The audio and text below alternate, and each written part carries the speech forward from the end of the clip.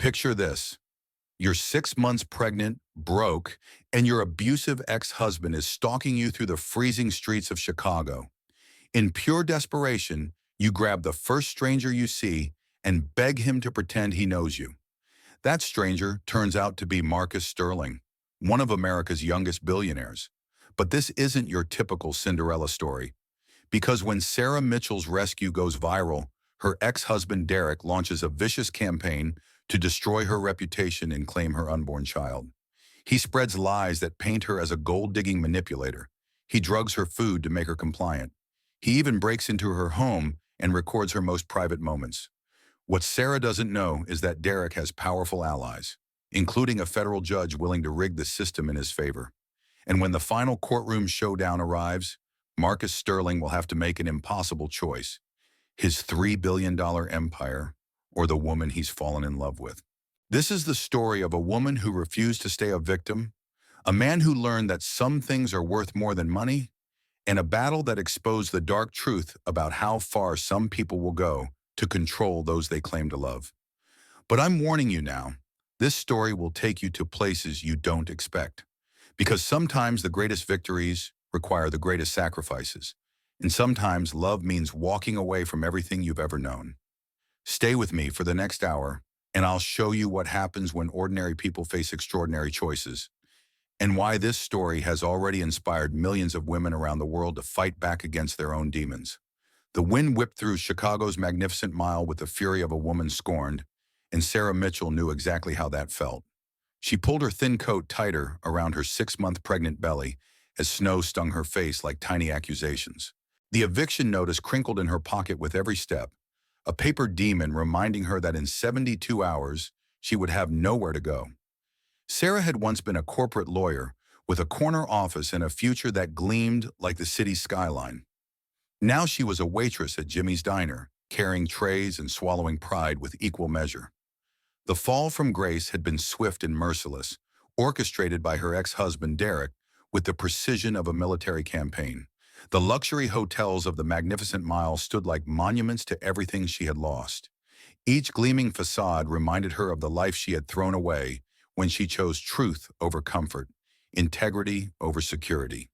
The whistleblowing case that had cost her everything seemed like a lifetime ago, though it had been only 18 months. Her phone buzzed with another text from Derek. "You can't run forever, Sarah. Come home where you belong." Home. The word tasted bitter. Derek's idea of home was a cage gilded with false promises and emotional manipulation. She had escaped that prison once, and she would sleep on the streets before returning. But as another gust of wind threatened to knock her off balance, Sarah wondered if pride was a luxury she could no longer afford. Not when she was carrying an innocent life that deserved better than her stubbornness. She was so lost in thought that she almost missed the shadow following her. Derek emerged from behind a concrete pillar like a nightmare taking shape. His tall frame cut through the snow with predatory grace, and his smile was sharp enough to draw blood. He wore an expensive coat she knew he could not afford, probably borrowed from whatever wealthy woman he was charming this month. "Sarah, sweetheart," he called, his voice carrying false warmth. "You look tired. This Independence Act is getting old, don't you think?" Her heart hammered against her ribs like a caged bird. She picked up her pace, but Derek matched it easily, his longer strides keeping him close enough to whisper poison in her ear. "You're embarrassing yourself," he continued, his tone shifting to the controlled menace she remembered too well. "A pregnant woman wandering the streets like a vagrant. What would your parents think?" Sarah's parents were dead, killed in a car accident 3 years ago, but Derek wielded their memory like a weapon. He knew exactly where to strike to cause maximum damage. The crowd on the street thinned as the weather worsened, and Sarah realized with growing panic that she was becoming isolated with her predator. Derek was herding her toward a quieter section of the street, away from witnesses and safety. That was when she saw him. A man stood outside the Four Seasons Hotel, tall and broad-shouldered, speaking intently into his phone. Everything about him radiated authority and control, from his perfectly tailored coat to the way he held himself with unconscious confidence. He looked like someone who had never known what it meant to be powerless. Without conscious thought, Sarah broke into a run. The man looked up, startled, as she threw herself against his chest and wrapped her arms around him like he was a life preserver in a storm. "Please," she whispered urgently, her voice trembling. "Just pretend you know me. Please." Marcus Sterling had been in the middle of closing a $50 million deal when the pregnant woman collided with his chest. His first instinct was to step back, to maintain the professional distance that had served him well in the cutthroat world of tech billionaires.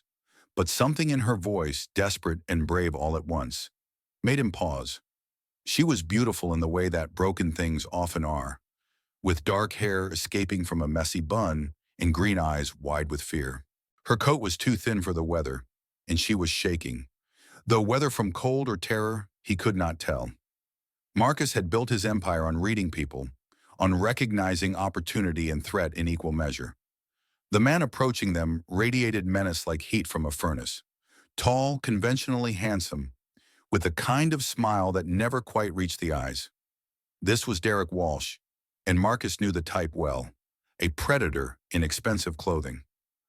"Who the hell are you?" Derek demanded, his voice carrying the authority of someone used to being obeyed. Marcus slipped his phone into his pocket with deliberate calm and wrapped his arm around Sarah's shoulders. The gesture felt natural, protective, right in a way that surprised him. "I'm her husband," Marcus said, his voice carrying the quiet authority of a man worth $3 billion. "Is there a problem here?" Sarah's sharp intake of breath told him she had not expected that particular lie, but she pressed closer to him, playing along with desperate hope. Derek's eyes narrowed as he studied Marcus, clearly trying to place him. Recognition dawned slowly, followed by calculation.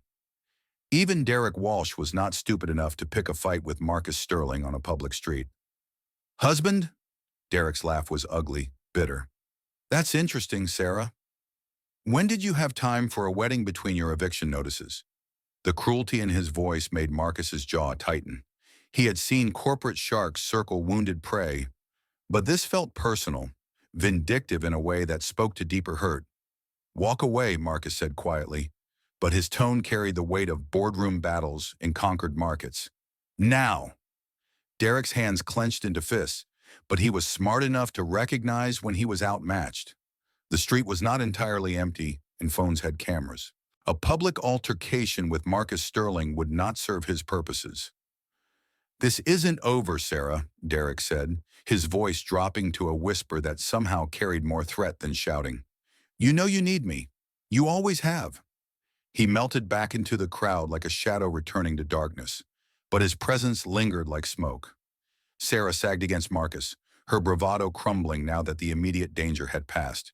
She looked up at him with a mixture of gratitude and mortification that made something twist in his chest. "Thank you," she whispered. "I'm sorry. I didn't know what else to do." Marcus studied her face, noting the exhaustion etched in the lines around her eyes, the way she unconsciously protected her pregnant belly. Something about her vulnerability called to a part of him he had thought long dead. "There's a coffee shop around the corner," he said. "You look like you could use somewhere warm to sit." Sarah hesitated, clearly torn between pride and desperation. "I can't pay you back for coffee." "I didn't ask you to." The simple statement hung between them like a bridge. Sarah looked back toward where Derek had disappeared, then at Marcus's face, searching for hidden motives and finding only genuine concern. "Okay," she said finally, "but just coffee, nothing else." Marcus smiled, the first real smile he had managed in months. Just coffee. As they walked toward the warmth and safety of the small cafe, neither of them noticed the photographer across the street already uploading images to social media. The caption read, "Billionaire Marcus Sterling's secret pregnant wife? Who is this mystery woman?" Within hours, Sarah's careful anonymity would be shattered, and the real battle would begin. The coffee shop was a haven of warmth and normalcy, filled with the scent of roasted beans and the gentle murmur of conversation. Sarah wrapped her hands around her mug of hot chocolate, savoring the heat that seeped through her frozen fingers. Across from her, Marcus Sterling sat with the kind of relaxed confidence that only came from never having to worry about the price of anything. "So," he said, stirring his black coffee with deliberate movements, "Derek Walsh." Sarah flinched at the name. "You know him." "I know the type. Corporate predator, probably failed entrepreneur, definitely someone who thinks the world owes him something." The accuracy of the assessment surprised her. He's my ex-husband. We divorced 8 months ago, before you were pregnant. It was not a question, but Sarah nodded anyway. He doesn't know about the baby. I found out after he left. Marcus leaned back in his chair, studying her with the intensity that had made him billions. What did you do before? I was a lawyer, corporate law. She laughed bitterly. Ironic, considering I'm the one being hunted now. What happened? Sarah hesitated. She had told this story so many times to potential employers, to friends who slowly stopped calling, to her reflection in the mirror when she could not sleep. Each telling made it feel more like a fairy tale, less like the choice that had destroyed her life. I discovered my firm was covering up environmental contamination that was making people sick, children sick. She met his eyes. I couldn't let it stand. So you blew the whistle and got disbarred for violating attorney-client privilege. Funny how doing the right thing can be wrong in the eyes of the law. Marcus nodded slowly. I know something about that choice, between profit and principle. There was something in his voice that made Sarah study his face more carefully. She had been so focused on her own desperation that she had not really looked at him. Now she saw the exhaustion around his eyes, the tension in his shoulders that spoke of battles fought on fronts she could not imagine. What do you do? She asked. I run a tech company, Sterling Dynamics. Sarah nearly choked on her hot chocolate. Sterling Dynamics was not just a tech company, it was the tech company, the one that had revolutionized cloud computing and made its founder one of the youngest billionaires in America. You're Marcus Sterling, she said, the words coming out strangled. Guilty. Oh, God. Sarah buried her face in her hands. I grabbed a billionaire. This is a disaster. Why is it a disaster? Because now it looks like I'm exactly what Derek says I am. A gold digger who throws herself at rich men. As if summoned by her words, Sarah's phone began buzzing with notifications. Text after text, call after call, the electronic chorus of a life imploding in real time. With shaking hands, she opened the first message from her friend Elena. Sarah, you need to see this. Now. The link led to a Twitter thread that was already going viral. Photos of her embracing Marcus outside the hotel, speculation about their relationship, and worst of all, a video Derek had posted within the last hour. In the video, Derek sat in what looked like an expensive apartment, his expression perfectly crafted to convey hurt and concern. I'm heartbroken to see these photos of my ex-wife, Sarah Mitchell, he said, his voice heavy with false emotion. She's 6 months pregnant with what I believe is my child, and instead of letting me help her, she's throwing herself at billionaire Marcus Sterling. I just want what's best for our baby. The comments were already pouring in, each one a knife in Sarah's chest. Gold digger? Poor guy dodged a bullet, using her pregnancy to trap a billionaire. Sarah's hands shook as she scrolled through the poison, each word confirming her worst fears about how the world would see her. Sarah. Marcus's voice cut through her spiral. Look at me. She lifted her eyes to find him watching her with an expression she could not read. This is not your fault, he said simply. Isn't it? I'm the one who grabbed you. I'm the one who... You're the one who was being stalked by a man who clearly has no intention of leaving you alone. You protected yourself the only way you could. His phone was buzzing too now, but he ignored it completely, his attention focused entirely on her. I have a proposition, Marcus said. Let me hire you. Hire me? As what? Legal consultant for my foundation. I've been looking for someone with your background, someone who understands the cost of doing the right thing. Sarah stared at him. You don't know anything about my legal skills? I could be terrible. You gave up everything to protect children you didn't know. That tells me everything I need to know about your character. The offer hung between them like a lifeline, beautiful and terrifying in equal measure. Sarah wanted to reach for it, to let someone else carry the weight of her survival for just a little while. But Derek's video played in her mind on repeat, his accusations echoing in the comment section of the internet. If she accepted Marcus's help now, she would be confirming every cruel assumption about her motives. I can't, she whispered. Everyone will think. Everyone already thinks, Marcus said gently. The question is whether you're going to let their assumptions dictate your choices. As Sarah struggled with the decision that would change everything, her phone rang. The caller ID made her blood run cold. Derek. Sarah stared at Derek's name on her phone screen as if it were a snake coiled to strike. Marcus reached across the small table and placed his hand over hers, steadying the trembling that had started in her fingers and was working its way through her entire body. "You don't have to answer," he said quietly. But Sarah knew Derek well enough to understand that ignoring him would only make him escalate. She had seen his fury when he felt dismissed, the cold calculation that followed when his initial attempts at control failed. She answered the call. "Hello, Derek." "Sweetheart." His voice was honey over broken glass, sweet and dangerous. "Congratulations on your new relationship. Very impressive work." Sarah closed her eyes, willing herself to stay calm. Across from her, Marcus watched with the intensity of a predator assessing a threat. "What do you want, Derek?" "I want to help you, Sarah. I always have. This little rebellion of yours has gone on long enough." "I'm not rebelling. I'm living my life."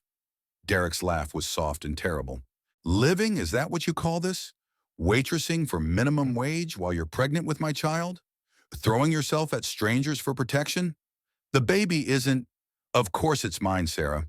We both know you're not the type to sleep around, despite what your new sugar daddy might think." The casual cruelty in his voice made Sarah's stomach clench. This was the Derek she remembered from their worst fights, the one who could find her deepest insecurities and weaponize them with surgical precision. "I saw your little performance online," Derek continued. "Very touching. But we both know how this ends. He'll get bored, probably sooner rather than later, and you'll come crawling back to me. Just like you always do." "I'm not coming back, Derek. Not ever." "We'll see." His voice shifted, becoming businesslike in a way that was somehow more frightening than his anger. "I've been doing some research on your new friend, Marcus Sterling. Very impressive, very rich. Very much the type to have a reputation to protect." Sarah's blood chilled. "What are you talking about?"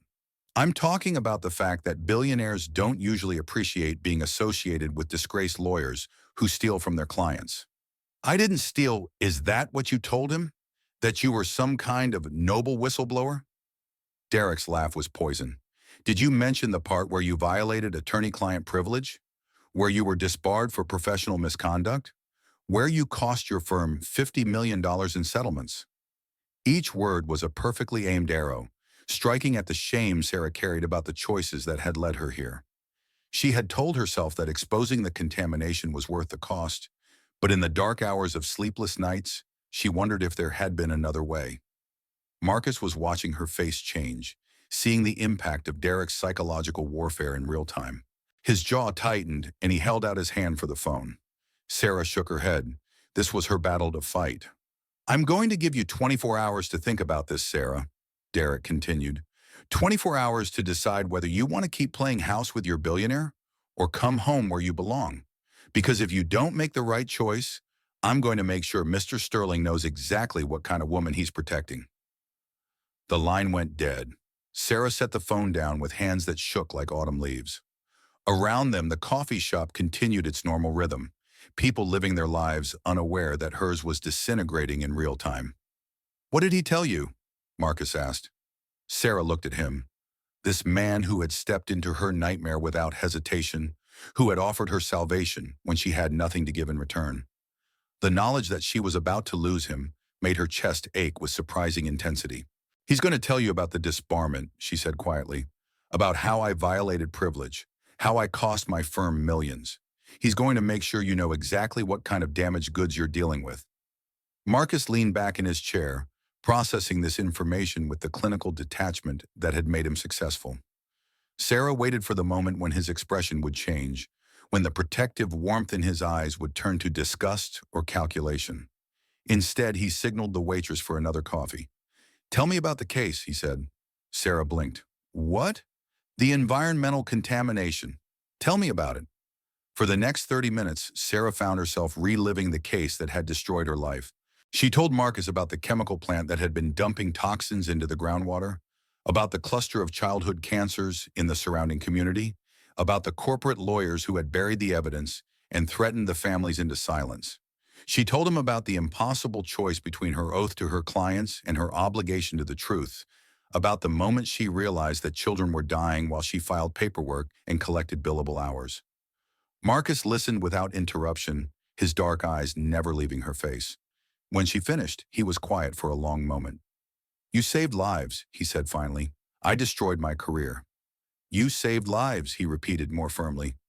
Children are alive today because you chose conscience over comfort. That makes you exactly the kind of person I want working for me. Sarah felt tears threatening and blinked them back. Derek will try to destroy you too. Marcus smiled, and for the first time since she had known him, it was not entirely pleasant. Let him try. As if triggered by his words, both their phones began buzzing simultaneously. The viral storm that had started with Derek's video was about to become a hurricane, and Sarah was about to learn that sometimes being saved came with a price she had never expected to pay. The Sterling Foundation offices occupied 3 floors of a gleaming downtown Chicago tower, all glass and steel, and the kind of minimalist aesthetic that whispered serious money. Sarah felt like an imposter walking through the halls in her discount store clothing, but Marcus seemed oblivious to the stares from his impeccably dressed employees. This will be your office, he said, opening the door to a space larger than her entire apartment. Floor-to-ceiling windows offered a view of Lake Michigan that probably cost more per square foot than most people made in a year. Sarah stood frozen in the doorway. Marcus, this is too much. It's what the position requires. You'll be reviewing all our grant applications, ensuring our funding goes to legitimate causes. After what happened to you, I figure you have a good eye for corporate malfeasance. The work he described was real, meaningful, exactly the kind of legal challenge that had drawn her to law in the first place. But guilt gnawed at her stomach like acid. People are going to say you're paying me because we're sleeping together. Marcus turned from the window, his expression serious. Are we sleeping together? No. Then people will be wrong. People are wrong about a lot of things, Sarah. You can't live your life managing their misconceptions. But even as he spoke, Sarah could see the cost of his protection playing out on his phone. The entertainment blogs had picked up Derek's video, spinning it into a soap opera of billionaire romance and pregnant gold diggers. Marcus Sterling's stock price had actually gone up, because apparently the market found his alleged love life entertaining. Sarah's phone buzzed with a text from Elena. Girl, you need to see what Derek is posting now. This time Derek had shared what looked like old photos from their marriage, images of them looking happy at charity events and corporate functions. The caption read, Sarah always loved the finer things in life. I guess I just couldn't provide enough for her tastes. The comments were brutal. She probably planned this whole thing. Feels sorry for the billionaire. Once a gold digger, always a gold digger. Stop reading that poison, Marcus said, plucking the phone from her hands. How did you know? Because you look like you're going to be sick, and we both know what Derek is doing. Sarah sank into the expensive office chair that was now supposedly hers. He's destroying my reputation to force me back to him. It's psychological warfare. And we fight back. How? By making me your actual girlfriend? That'll really help the gold digger narrative. Marcus was quiet for a moment, studying her with that intense focus that made her feel like he could see through to her soul. There is another option, he said carefully. What? We could make it real. Sarah's heart stopped. What are you talking about? Marriage, a real marriage, not just for show. It would give you legal protection, financial security, and it would shut down Derek's narrative. The suggestion hung between them like a live wire, dangerous and electric. Sarah stared at him, searching for signs that this was some kind of elaborate joke. You don't know me, she whispered. I know you gave up everything to protect children. I know you'd rather work minimum wage than compromise your principles. I know you're brave enough to grab a stranger when you're cornered. His voice was steady, matter of fact. I know that's more than most marriages start with. And what would you get out of this arrangement? Marcus was quiet for so long that Sarah thought he might not answer. When he finally spoke, his voice was softer than she had ever heard it. I've spent 10 years building my company, making money, winning deals. I'm good at it, but it's empty. You remind me that there are things worth more than profit margins. Before Sarah could respond, the office door burst open. A woman in her 60s swept in like an avenging angel, her silver hair perfectly styled, and her Chanel suit worth more than Sarah's yearly income. The family resemblance was unmistakable. Marcus! The woman's voice could have frozen the lake outside. We need to talk. Mother, I'd like you to meet Sarah Mitchell. Sarah, this is Victoria Sterling. Victoria's gaze raked over Sarah like a searchlight, cataloging every flaw and imperfection. When her eyes landed on Sarah's pregnant belly, her expression hardened to diamond. Miss Mitchell, how delightful to finally meet the woman who's been all over the news with my son. The words were polite, but the tone carried enough frost to cause hypothermia. Sarah found herself standing straighter, drawing on reserves of dignity she had not known she possessed. Mrs. Sterling, your son has been very kind to me. I'm sure he has. Marcus has always had a soft spot for strays. The insult hung in the air like a slap. Marcus stepped forward, his expression dangerous. Mother, I think Miss Mitchell and I should have a private conversation, Victoria continued smoothly. Perhaps you could give us a moment, darling? It was phrased as a request, but Sarah recognized a command when she heard one. She also recognized the look in Victoria Sterling's eyes. This woman had not built a fortune by being gentle with obstacles. Marcus looked between them, clearly torn. Sarah, you don't have to. It's fine, Sarah said, surprised by the steadiness in her own voice. I think your mother and I understand each other perfectly. As soon as Marcus left, Victoria's mask dropped completely. What remained was pure predator, beautiful and terrifying in equal measure. Let's dispense with pleasantries, Victoria said, moving to the window.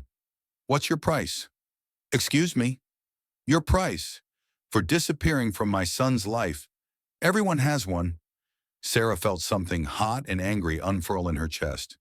You think I'm here for money? I think you're a disgraced lawyer who saw an opportunity and took it.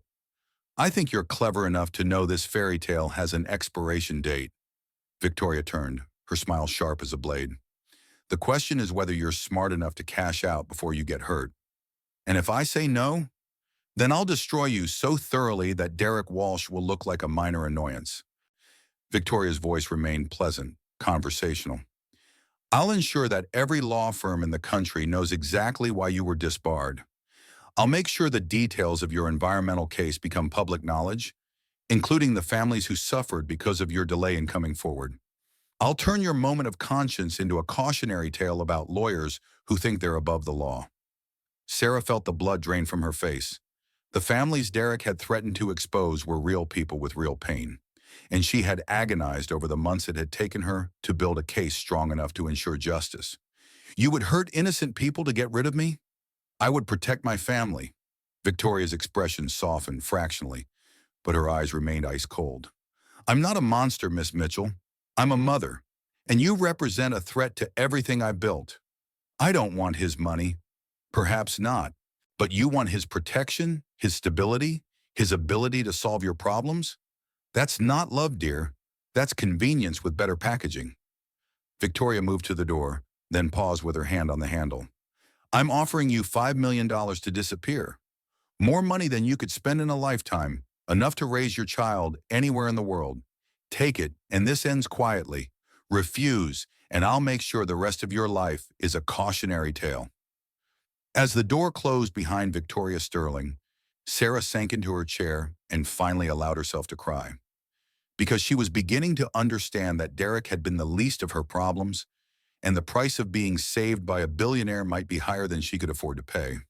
Sarah spent 3 sleepless nights in the small apartment Marcus had arranged for her, staring at the ceiling and replaying Victoria Sterling's threat on an endless loop. $5 million. More money than she had ever imagined having. Enough to disappear and start over somewhere, Derek would never find her. The rational part of her mind whispered that Victoria was right. Whatever she felt for Marcus was gratitude dressed up as attraction, the desperate emotional attachment of a drowning woman to her rescuer. She had no business playing in the Sterling family's league, but when she closed her eyes, she remembered the way Marcus had looked at her in the coffee shop, the genuine respect in his voice when he talked about her case. She remembered his offer of marriage, delivered with the kind of matter-of-fact certainty that suggested he had thought it through completely. On the 4th morning, Elena arrived with coffee and the kind of hard truths that only best friends could deliver. You look terrible, Lena said, settling into the expensive furniture that still felt foreign in Sarah's life. Thank you. Very comforting. I'm not here to comfort you. I'm here to tell you to stop being an idiot. Sarah raised an eyebrow. Elena Rodriguez had been her anchor through law school, the divorce, and every crisis since. If anyone had earned the right to call her an idiot, it was Elena. Derek posted another video yesterday, Elena continued. This time he's claiming you had an affair during your marriage. Says that's why he left, says he has proof. Sarah's stomach dropped. That's a lie. I know it's a lie. You know it's a lie. But the internet doesn't know it's a lie, and Derek is very good at making lies sound like truth. So I should take Victoria's money and run. I didn't say that. Elena leaned forward, her dark eyes intense. I said stop being an idiot about the wrong things. You're so worried about what people think that you're missing what's actually happening here. Which is, Marcus Sterling is in love with you. Sarah laughed, but it came out hollow. He barely knows me. He knows enough. And more importantly, you're in love with him. The words hit Sarah like a physical blow. She had been so focused on survival, on protecting herself from Derek and Victoria and the cruel judgment of strangers, that she had not allowed herself to examine the feeling that bloomed in her chest every time Marcus walked into a room. It doesn't matter, she whispered. His mother will destroy me if I stay. Then fight back. With what? I have nothing, Elena. No money, no reputation, no family. Victoria Sterling could buy and sell me 1,000 times over. Elena was quiet for a long moment, studying Sarah's face with the intensity of someone trying to solve a puzzle. You know what your problem is, she said finally. You think being right is enough. You think that because you know the truth will win. Shouldn't it? Should and will are different things. Derek is winning because he's fighting a war, and you're trying to maintain moral superiority. Victoria is winning because she understands power, and you're still playing by rules that don't exist. Sarah felt something shift inside her chest, a spark of the fire that had driven her to blow the whistle on the contamination case. What are you saying? I'm saying stop being a victim and start being a lawyer again. You took down a $50 million corporation with nothing but your conscience and a filing cabinet. Derek Walsh and Victoria Sterling are not smarter than you. That afternoon, Sarah made a decision that would change everything. She called Marcus and asked him to meet her at the coffee shop where this all began. When he arrived, she was waiting with a manila folder and an expression he had not seen before. I've been thinking about your offer, she said without preamble. Marcus slid into the chair across from her, his dark eyes searching her face. And? I want to make a counter-proposal. Wait. She opened the folder and spread its contents across the small table. Bank records, corporate filings, photographs, emails. The detritus of a relationship built on lies and sustained by manipulation. Derek has been living off wealthy women for the past 2 years, Sarah said, her voice steady and professional. First Amanda Chen, then Victoria Morrison, now someone named Bethany Walsh. He moves from city to city, finds lonely women with money, and bleeds them dry before moving on. Marcus studied the documents with the intensity of a man who had built empires on information. How did you get all this? I remembered how to be a lawyer. Sarah's smile was sharp as winter. Elena has a friend who works in private investigation. Turns out Derek left quite a trail once you know where to look. This is enough to destroy him. It's enough to neutralize him. But that's not what I want to talk about. Sarah pulled out a single sheet of paper, a prenuptial agreement she had drafted in careful legal language. If you're serious about marriage, she said, these are my terms. Marcus read the document in silence, his expression growing more intrigued with each line. The agreement was unlike anything he had ever seen. Instead of protecting assets, it outlined a partnership. Instead of division of property, it created shared responsibility for the Sterling Foundation. Instead of traditional spousal support, it established Sarah's role as an equal partner in all philanthropic decisions. You're asking for control of my foundation, he said finally. I'm asking for partnership. Real partnership, not just pretty window dressing. And if I say no, Sarah met his eyes without flinching, then I thank you for your help, accept your mother's money, and disappear. You go back to your empty corporate victories, and Derek moves on to his next victim. Marcus was quiet for a long time, reading and rereading the agreement. When he finally looked up, his expression was unreadable.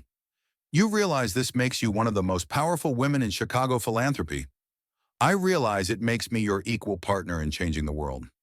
And you think you can handle that responsibility? Sarah thought of the children whose lives she had saved by sacrificing her career, of the families Derek had hurt in his pursuit of easy money, of the woman she had been before fear made her small. I think I was born for it. Marcus Sterling had not become a billionaire by making impulsive decisions. But as he looked at Sarah Mitchell, seeing past the fear and desperation to the steel beneath, he found himself reaching for a pen. "Partners," he said, and signed his name with a flourish. Neither of them noticed Derek Walsh sitting in a car across the street, his face twisted with rage as he watched his carefully constructed plans crumble. Neither of them saw him make a phone call that would set in motion the most dangerous phase of their battle. Because Derek had decided that if he could not have Sarah, no one could. The courthouse wedding was deliberately modest, a stark contrast to the media circus that had surrounded Sarah and Marcus for weeks. Only Elena served as witness, her presence a reminder that some bonds transcended money and scandal. Sarah wore a simple blue dress that accommodated her growing belly, and Marcus had chosen a charcoal suit instead of his usual black. But modest did not mean invisible. Photographers waited outside the courthouse, and within minutes of their emergence as husband and wife, the images were racing across the internet. Derek's response was swift and vicious. The video he posted that afternoon showed him in what appeared to be a lawyer's office, his expression a masterpiece of wounded dignity and righteous anger. "I'm heartbroken to announce that my ex-wife Sarah Mitchell has married billionaire Marcus Sterling," he said, his voice heavy with false emotion. "What makes this particularly painful is that Sarah is carrying my child, and she's denied me any contact with my own baby." The lie was breathtaking in its audacity. Derek had never wanted the baby, had never even acknowledged the pregnancy, but he delivered the falsehood with such conviction that even Sarah found herself doubting her own memories. "I'm not doing this for money or revenge," Derek continued. "I'm doing this because every child deserves to know their father. I'm filing for paternal rights, and I hope the court will see through this obvious attempt to buy a family." The comments that followed were nuclear in their toxicity. "Gold digger gets her billionaire. Poor guy doesn't even know it's not his kid. She's using an innocent baby as a meal ticket." Sarah read them until Marcus physically took the phone from her hands. "Stop," he said firmly. "We knew this was coming." They were in his Hamptons house now, a sprawling estate that felt more like a fortress than a home. Sarah had insisted on the isolation, wanting space to think without the constant pressure of cameras and social media. "He's claiming paternal rights," she said, her voice hollow.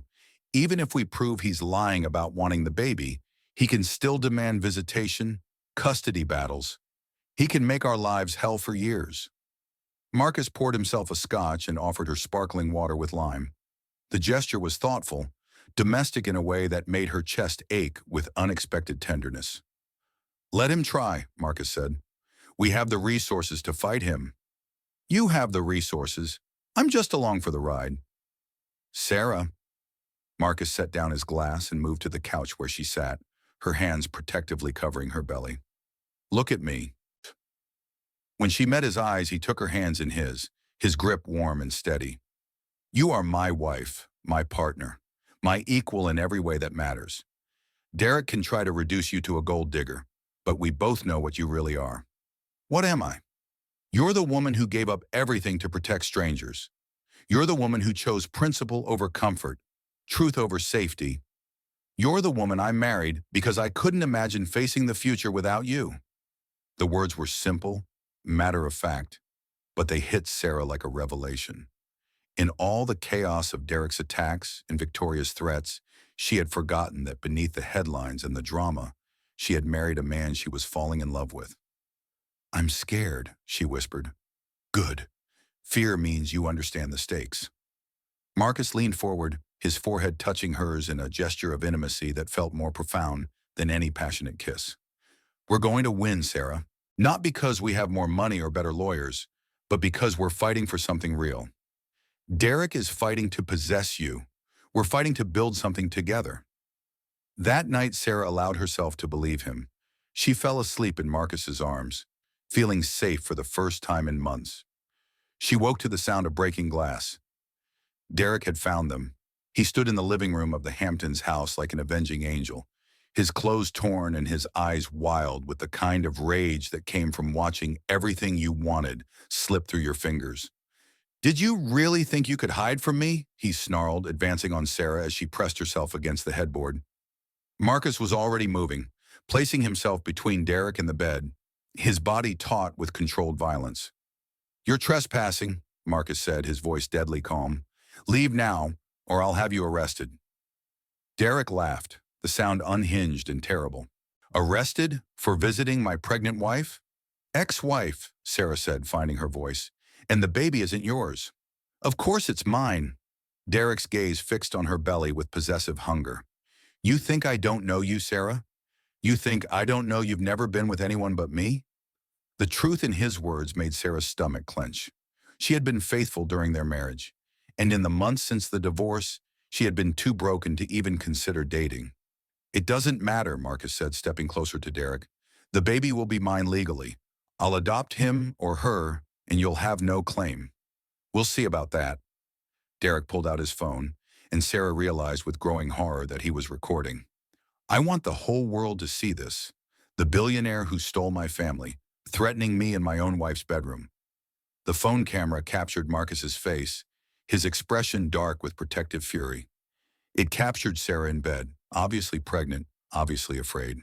Most damaging of all, it captured the obvious intimacy of the scene, the rumpled sheets and casual clothing that suggested they had been sleeping together. "Perfect," Derek murmured, already uploading the video. "Let's see how your corporate board feels about their CEO breaking into pregnant women's bedrooms."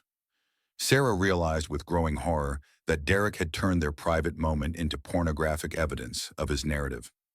The video would look like exactly what he claimed, a wealthy man asserting ownership over a pregnant woman, while her ex-husband tried desperately to protect his child. "Get out," Marcus said, his voice barely controlled.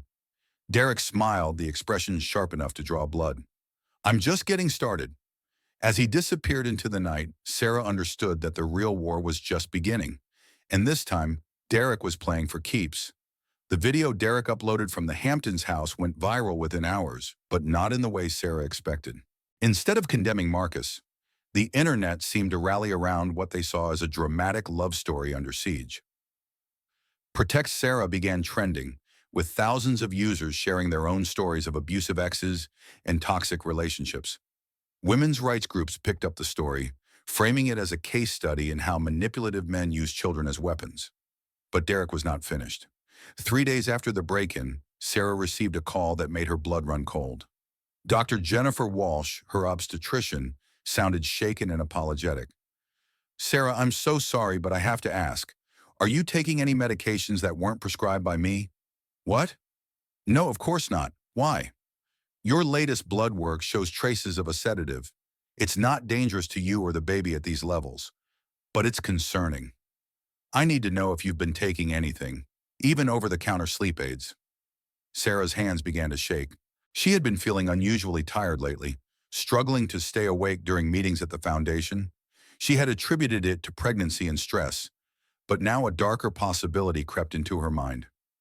"Dr. Walsh, could someone have been giving me something without my knowledge?" The silence on the other end of the line was answer enough. That evening, Sarah sat in Marcus's home office while he worked with a security consultant to sweep the house for surveillance devices. They found 3 hidden cameras and 2 audio bugs, all professionally installed and all capable of broadcasting to Derek's phone. "He's been watching us," Sarah said, her voice hollow. "For weeks, maybe months." Marcus's jaw was tight with controlled fury. "The sedatives?" "Probably in my food or drinks when I wasn't looking. Just enough to make me sluggish, compliant." The violation was breathtaking in its intimacy. Derek had been inside their private moments, watching them sleep, recording their conversations, drugging Sarah slowly and carefully to make her more manageable. But the worst was yet to come. The next morning, Derek held a press conference outside the courthouse where he was filing for emergency custody. He stood beside a woman Sarah recognized from his social media history, Bethany Walsh, his current girlfriend and financial support system. I've discovered that my ex-wife is being held against her will by Marcus Sterling, Derek announced to the gathered cameras. She's being drugged and isolated from her friends and family. I have video evidence of her being held in a bedroom against her will. He played edited clips from the Hamptons house footage, carefully cut to remove context and make Marcus look like a kidnapper. Sarah's voice saying "I'm scared" was isolated and amplified. Marcus's protective stance was reframed as threatening. Sarah is a victim, Derek continued, his voice heavy with false compassion. She's been brainwashed by a man who sees her as a possession. I'm asking the court to order a welfare check and to grant me emergency custody of my unborn child. The narrative was brilliant in its simplicity and devastating in its implications. Derek had turned Sarah's rescue into evidence of her victimization, her marriage into proof of her coercion. Within hours, protesters gathered outside Sterling Dynamics headquarters. Some supported Sarah, carrying signs that read, "Believe women" and "Derek is a liar." Others demanded Marcus's arrest, convinced by Derek's performance that they were witnessing a high-profile kidnapping. The Sterling Dynamics board called an emergency meeting. Marcus stood before 12 of the most powerful people in corporate America, his usual confidence replaced by grim determination. Sarah sat beside him, her hands folded over her belly, trying to project strength she did not feel. "This is a disaster," said board member Patricia Hawthorne, her voice sharp with accusation. "Our stock price has dropped 15% in 2 days. The SEC is asking questions about your personal life," added James Morrison. "They want to know if you've been using company resources to silence Sarah's ex-husband." "Have you?" asked another board member. Marcus's answer was steady, uncompromising. "I've used personal resources to protect my wife from a stalker. If you have a problem with that, I'll buy out your shares and find new board members." The threat landed like a bomb. Marcus owned controlling interest in Sterling Dynamics, but his board relationships were crucial to the company's reputation and functionality. "Marcus," Patricia said more gently, "we're not questioning your character, but this situation is becoming untenable. Perhaps it would be better if Sarah stepped away from public view until after the baby is born." Sarah felt the familiar weight of being discussed rather than included, treated as a problem to be managed rather than a person with agency. "No," she said quietly. The room turned to her in surprise. Sarah had been silent through most of the meeting, deferring to Marcus and the lawyers, but something in Patricia's suggestion had triggered the lawyer she used to be. "I said no." Sarah stood, her voice growing stronger. "I will not hide. I will not disappear. And I will not let Derek Walsh turn my life into a cautionary tale about women who dare to choose their own futures." She looked around the room, meeting each board member's eyes in turn. "You're worried about stock prices and SEC investigations. I understand that. But what you should be worried about is setting a precedent that says powerful men can be blackmailed by vindictive exes with good lawyers and better publicity strategies." "Ms. Mitchell," James Morrison began. "Mrs. Sterling," Sarah corrected sharply, "and I'm not finished." She moved to the presentation screen, pulling up her phone and connecting it to the display. The documents she had compiled about Derek's pattern of financial abuse filled the room. "This is who you're being threatened by," she said. "A con artist who has systematically destroyed women's lives for his own benefit. If we give in to his demands, if we validate his narrative, we're not just hurting me. We're hurting every woman who's ever been stalked, manipulated, or abused by a man who thinks he owns her." The room was silent as board members absorbed the evidence of Derek's true nature. "The question," Sarah continued, "is whether Sterling Dynamics stands for innovation and integrity, or whether you're willing to sacrifice both to appease a bully." Marcus watched his wife command the room with something approaching awe.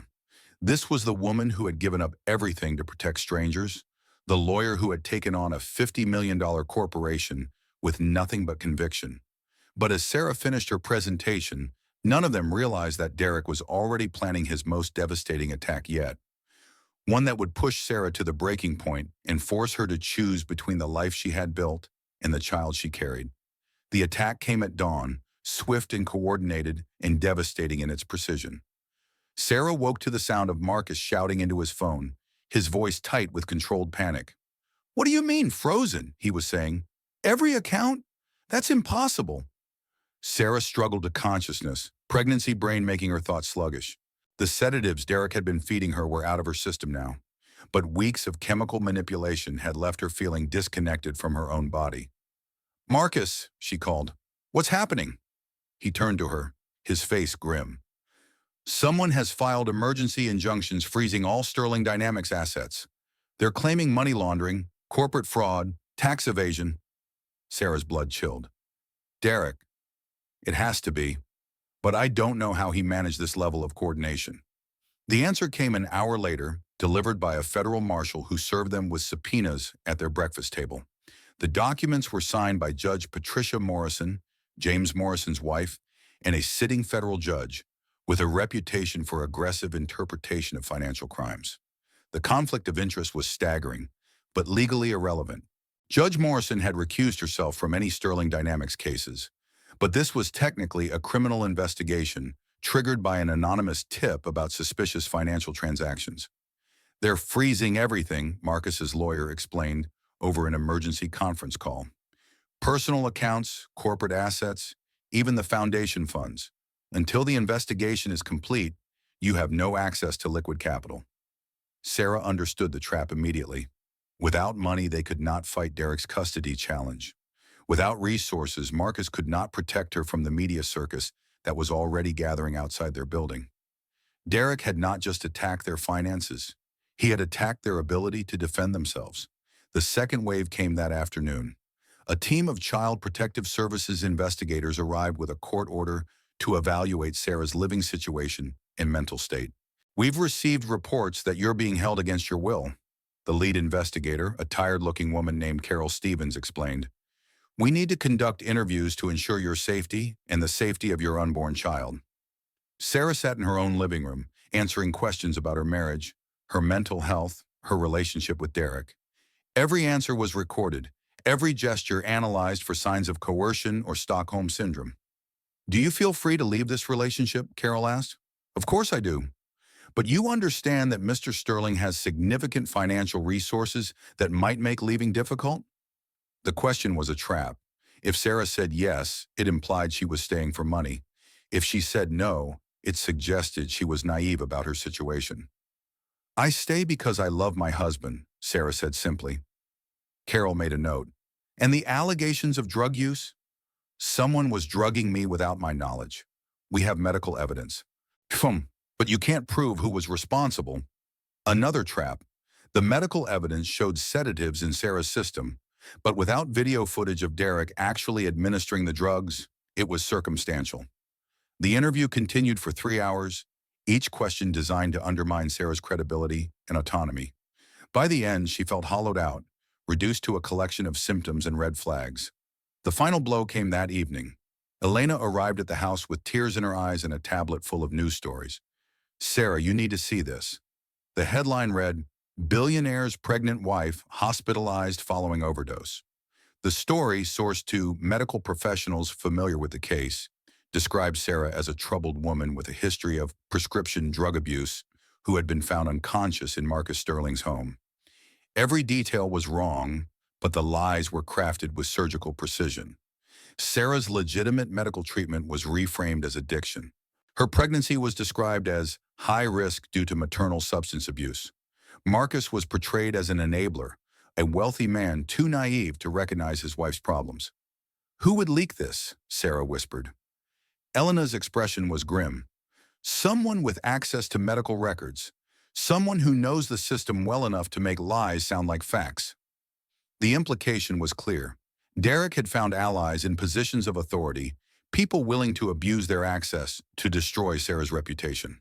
That night, Sarah sat in the bathroom with a pregnancy test she did not need, staring at the positive result that confirmed what she already knew. 7 months pregnant, facing custody battles and criminal investigations, and a media circus that painted her as an unstable drug addict. She thought about Victoria Sterling's offer, $5 million and a chance to disappear, to raise her child somewhere Derek could never find them. For the first time since this nightmare began, the offer seemed reasonable. Marcus found her there an hour later, still holding the test, tears streaming down her face. "I can't do this," she whispered. "I can't bring a child into this chaos." Marcus knelt beside her, his hands gentle as he took the test and set it aside. Yes, you can. How? They've destroyed everything. Our money, our reputation, our privacy. What kind of life can we give a baby? The kind of life that matters. The kind where love is more important than money, where truth eventually wins over lies. Sarah looked at him, this man who had given up his fortune to protect her, who had chosen love over legacy. What if we lose? Then we lose together, and we rebuild together. As Sarah leaned into her husband's embrace, neither of them knew that Derek Walsh was about to make his final, most desperate play, one that would force them to risk everything they had left to save their unborn child.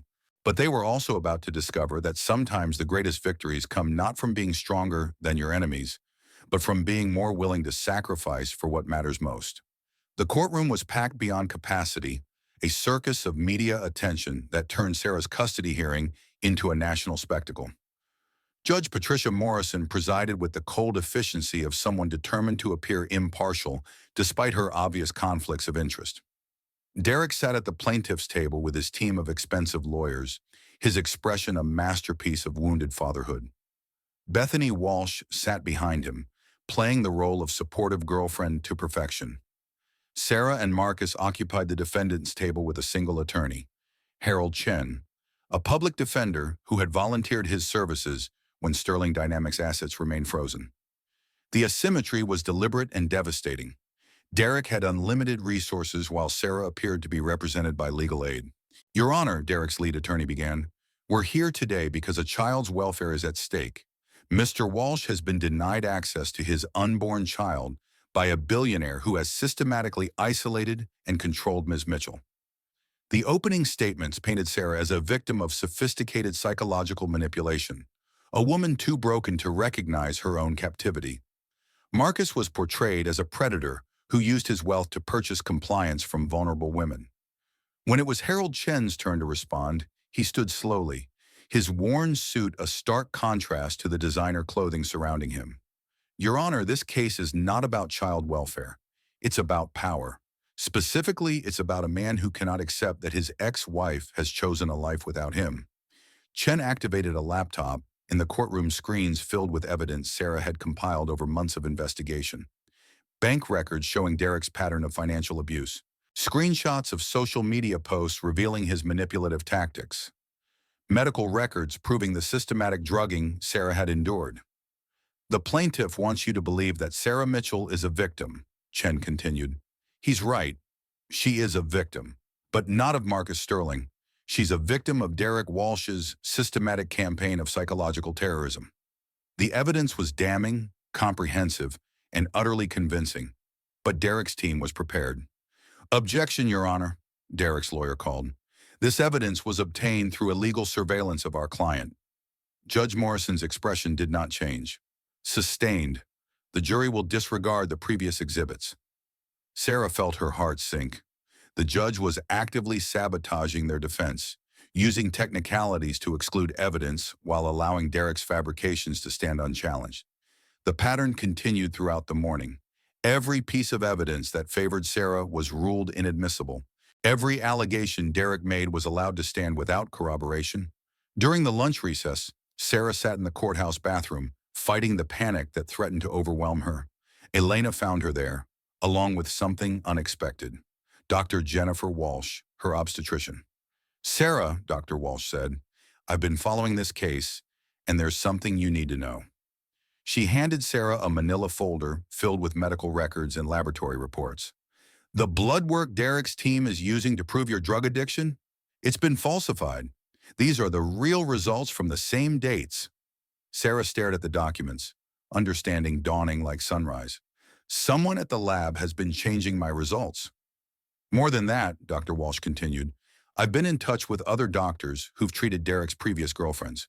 There's a pattern of medical manipulation, falsified records, systematic gaslighting using healthcare as a weapon. Elena's eyes were bright with vindication. We have him, Sarah. This proves everything. But when they returned to the courtroom, Judge Morrison refused to admit the new evidence, claiming it violated discovery deadlines and chain of custody requirements. Sarah watched her last hope die in a maze of legal technicalities, and she understood that Derek had not just corrupted the system, he had purchased it outright.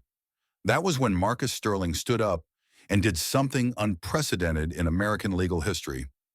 "Your Honor," he said, his voice carrying across the packed courtroom, "I'd like to make a statement. Mr. Sterling, you're not scheduled to testify." "I'm not testifying, I'm confessing." The courtroom erupted in whispers and camera clicks. Derek's expression shifted from confidence to confusion to growing alarm.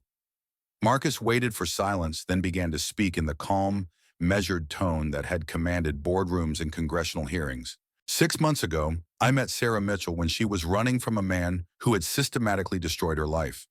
I helped her because helping people is what decent human beings do. But over the past months, I've discovered something that changes everything." He paused, his eyes finding Sarah's across the courtroom. "I've discovered that sometimes the greatest victory is not winning. Sometimes the greatest victory is refusing to play a rigged game." Marcus reached into his jacket and pulled out a single sheet of paper. "Your Honor, I'm hereby renouncing all claims to Sterling Dynamics, my personal fortune, and any assets that might be used to influence this proceeding. I'm transferring everything to an irrevocable trust administered by the Chicago Community Foundation." The courtroom exploded.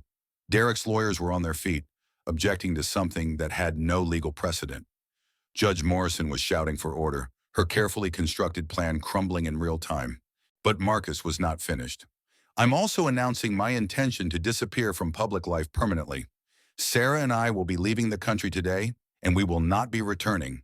If Mr. Walsh wants to pursue custody of a child who is not biologically his, he's welcome to hire international private investigators to find us." Sarah stared at her husband in shock, understanding flooding through her like electric current. Marcus was not just protecting her, he was freeing her. By removing his wealth from the equation, he had destroyed Derek's entire narrative and eliminated the power dynamic that made their relationship questionable. Derek jumped to his feet, his composure finally cracking. "You can't do this. That's my child." "Prove it," Marcus said calmly. "Without access to my resources, without the ability to manipulate medical records, without a complicit judge, prove that you have any biological connection to Sarah's baby." The silence that followed was deafening. Because Derek could not prove what was not true, and everyone in the courtroom knew it. Judge Morrison tried to restore order, but it was too late. The media had their story, and it was not the one Derek had planned. Marcus Sterling had chosen love over billions of dollars, and Sarah Mitchell had been vindicated in the most public way possible. As courthouse security struggled to contain the chaos, Marcus took Sarah's hand and led her toward the exit. Reporters shouted questions, cameras flashed, but for the first time in months, Sarah was not running from the attention. She was walking toward freedom. 3 hours later, they were on a private jet to a country with no extradition treaty and no interest in American custody disputes. Sarah's contractions had started during the takeoff, and by the time they landed, she was in active labor. Their daughter was born in a small coastal hospital surrounded by strangers who knew nothing about billionaires or custody battles or viral videos. She was perfect and tiny and completely oblivious to the chaos that had preceded her arrival. Marcus held his daughter while Sarah slept, and for the first time in his adult life, he felt genuinely wealthy. Back in Chicago, Derek Walsh faced federal charges for medical fraud, perjury, and witness tampering. Victoria Sterling was investigated for judicial corruption. Judge Morrison was removed from the bench. The internet, which had been so quick to judge Sarah, was equally quick to celebrate her vindication. Sarah One became a rallying cry for women facing similar battles. But Sarah was not paying attention to hashtags or headlines. She was learning to be a mother, discovering that the greatest love story was not between her and Marcus, but between both of them and the small person who had made their sacrifice worthwhile. 6 months later, in a beach house on the Mediterranean coast, Sarah sat writing the final chapter of her memoir. Marcus worked in their garden while their daughter napped in the sunshine. They had lost billions of dollars, given up corporate empires, and abandoned the country of their birth. But they had won something far more valuable, the right to define their own story, and sometimes that was worth more than all the money in the world. Sarah closed her laptop and walked to the window, watching Marcus play with their daughter in the garden they had built together. This was not the ending she had imagined when she first grabbed a stranger on a snowy Chicago street. It was better, Because the best love stories were not about being saved by billionaires. They were about two people choosing to save each other, over and over again, until saving became as natural as breathing. Outside, the Mediterranean sun set over the life they had built from the ashes of everything they had lost. And Sarah understood, finally, that sometimes you had to lose everything to discover what was worth keeping. Their daughter laughed, the sound carrying on the evening breeze like a promise that some things were too precious to be bought, sold, or stolen. Some things could only be chosen, and they had chosen well. If Sarah's story resonated with you, if it reminded you that courage isn't the absence of fear, but the decision that something else matters more than being afraid, then I hope you'll share this message with someone who might need to hear it. Every like, every comment, every share helps stories like this reach women who are fighting their own battles against manipulation and control. Your engagement literally saves lives by showing survivors that they're not alone and that their stories matter. Hit that subscribe button if you believe in the power of storytelling to change hearts and minds. Turn on notifications because next week I'll be sharing another incredible story of resilience and redemption that you won't want to miss. And in the comments below, tell me, what would you have done in Sarah's situation? Would you have taken Victoria Sterling's $5 million and disappeared? Or would you have fought back like Sarah did? I read every single comment, and your perspectives help shape the stories I choose to tell. Remember, every story of survival starts with someone brave enough to refuse to give up. Maybe that someone is you. Maybe that someone is in your life right now, waiting for a sign that they're not alone. Share this story. Start that conversation. Be the reason someone else finds the courage to write their own ending. Thank you for listening, and I'll see you in the next story.